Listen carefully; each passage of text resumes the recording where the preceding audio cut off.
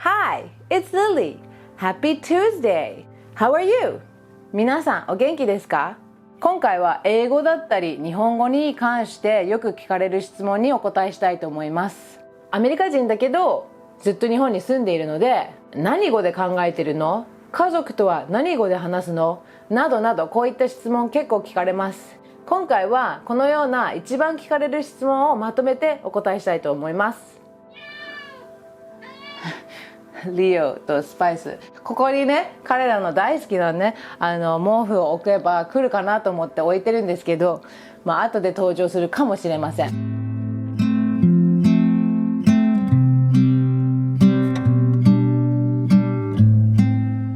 今回は一番聞かれるこのような質問にお答えしたいと思います。あれ、来た、スパイスナイス。やっぱりね、この毛布を置くと来るかなと思ってた。このね、ふわふわでね、うわ、完璧。では早速話していきましょう。では No.1、 家族と何語で喋るの？この質問はよく聞かれます。家族のメンバーによって変わります。例えば、もちろん日本に住んだことのない祖父母などは英語です。実は兄弟4人の3番目なんですけど、上に姉2人います。上の2人の姉は高校卒業してすぐにアメリカの大学に行きました。なので2人にとって英語の方が得意です。姉と話すときは普段英語を使います。ただ日本語も全然わかるので、私が勝手に日本語で話している時もあります。そして下に弟1人いるんですけど、彼もずっと日本に住んでいて、日本語も英語もどっちも普通に話せるので、彼と話すときは変な英語と日本語のミックスで話してます。で、気分によってもその何語で話すかにもよります。ちょっとイラッとしている時とかはなぜか日本語が出やすいです。なぜ日本語がイライラしている時に出やすいんだろうって考えたら、親に英語だったらすぐバレちゃうけど、彼らが分かんない日本語を使えばもしかしたらバレないって思って多分日本語を使ってたと思います。分かんないですけど、そんな感じだと思います。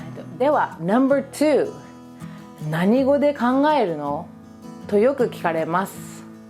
これも本当に時と場合によります。私の中では英語と日本語が別々じゃなくて、同時に学んだ言葉なので、セットになってるんですよね。もちろん英語を教えるときは英語だけで話すし、日本人と話すときはもちろん日本語だけで話すんですけど、頭の中では言語が2つあるって感じじゃなくて、ミックスされてる感じなので、両方で考えると思います。いろいろ言ってるんですけど、時と場合によります。はっきりとした答えは残念ながらないです。結構難しいです。では No.3、 夢は何語で見るの？これもよく聞かれます。実はこれはとってもシンプルな答えです。結構毎晩のように夢を見ます。結構リアルなんですよね。で、何語で見てるかというと、登場人物によります。例えば日本人の友達が出る夢だったら日本語で話しますし、家族が出る夢だったら英語で話します。起きている時とあまり変わりません。寝言も結構言うらしいんですけど、私はもちろん寝てるので分かんないんですけど、姉とかによると日本語でも英語でも相手によります。来た、リオくんが来た。次、かわいいイエーイ、もう完璧。やっぱりこのね、ピンクのブランケットが大好きなんですよね。今カメラで撮ってるからお尻に匂わないでください。リオそのまんまにしておきましょう。とりあえずそんな感じで、夢は本当に登場人物で決まります。では No.4、 英語はどうやって習ったの？とよく聞かれます。もちろん日本育ちですけど、両親がアメリカ人なので、子供の頃から英語はいっぱい聞いてます。子供の頃もずっと田舎にいたんですけど、なぜかたまたまアメリカンスクールがあって、全校生10人ぐらいの小さなアメリカンスクールで英語をたくさん学んできました。 No.5、 日本語はどうやって学んだの？もよく聞かれます。アメリカンスクールに行ってたので、漢字は学校で学びませんでした。でも学校以外の友達はみんな日本人だったので、いつの間にか習っていましたね。本当に友達のおかげです。高校卒業する頃、アメリカの大学じゃなくて日本に残りたいって思ったので、自分で漢字とかそのレポートの書き方とかいろいろ勉強したり、週に1回日本語の先生に通ったりとかしてましたね。会話はもう覚えてたので、この字を当てはめるだけみたいな感じで、漢字とかはすごくこう分かりやすいじゃないですか、絵になってるから。なのでスッと入ってきましたね。本当に日本人の友達のおかげな気がします。いっぱいね、日本語教えてくれたので。もうガチ寝じゃん、2人とも。すごいすごい、寝てる。では No.6、 日本語って難しい？とよく聞かれます。さっきも触れたように、ほとんどの友達が日本人でずっと日本にいるので、難しいとは感じないですね。どっちかというと政治関係とかそういう日本語は難しいと思うんですけど、日常会話とかそういう専門用語じゃない限り難しく感じないですね。どっちかというと日本語より英語の方が難しい気がします。だってさ、漢字だったらさ、読めないとしてもなんとなく意味がわかるじゃないですか、その漢字を覚えていれば。英語ってもう本当に一個一個のレターで意味があるってわけじゃないので、本当にその意味を覚えてないと当てることさえできないじゃないですか。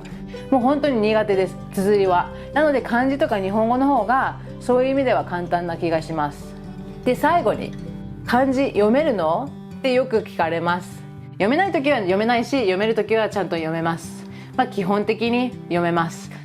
絶対学校行ってる方がもちろん読めるんですけど、自分なりにね、必要な分だけ勉強したので、ちゃんとこの大学入るために、専門学校行ったんですけど、日本語能力試験っていうその外国人向けの試験っていうのがあるんですけど、それもちゃんと受かったし、読めますけど日本人ほどではありませんってことです。ではそんな感じです。猫ちゃんもね、後ろで寝てくれたし、とっても嬉しいです。前回の動画もね、皆さんコメントの方で猫かわいいって言ってくれたので嬉しかったです。ありがとうございます。皆さんの感想とかコメント、自分の体験などなどコメントの方で聞かせてください。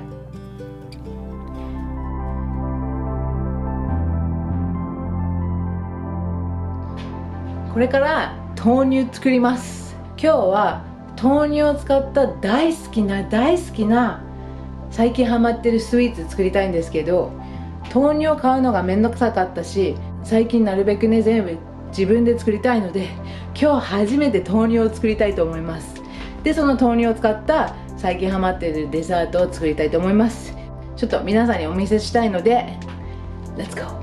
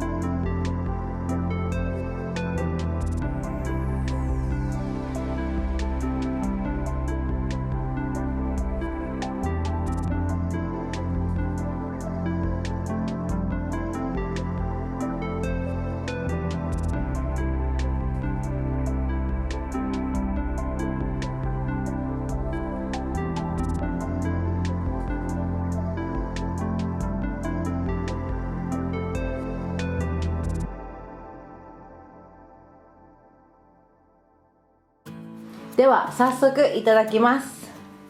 実はブラックベリーで作るのが初めてです。いつもブルーベリーとかで作ってて、今年ブラックベリーがたくさんなってるのでブラックベリーで試してみました。いただきます。今焼き上がったばっかだからまだあったかいです。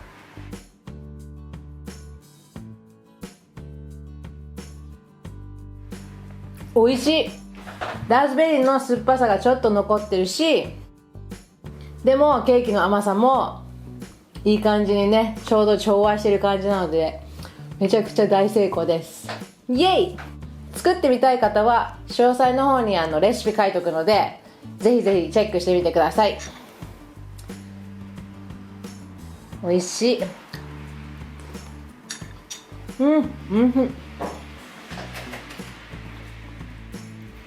後でゆっくり食べます。皆さんここまで見てくださりありがとうございます。皆さんいつも動画見てくださりありがとうございます。また次回の動画でお会いしましょう。良い一日を過ごしてください。ではまた See you next time! Goodbye! バイバイ。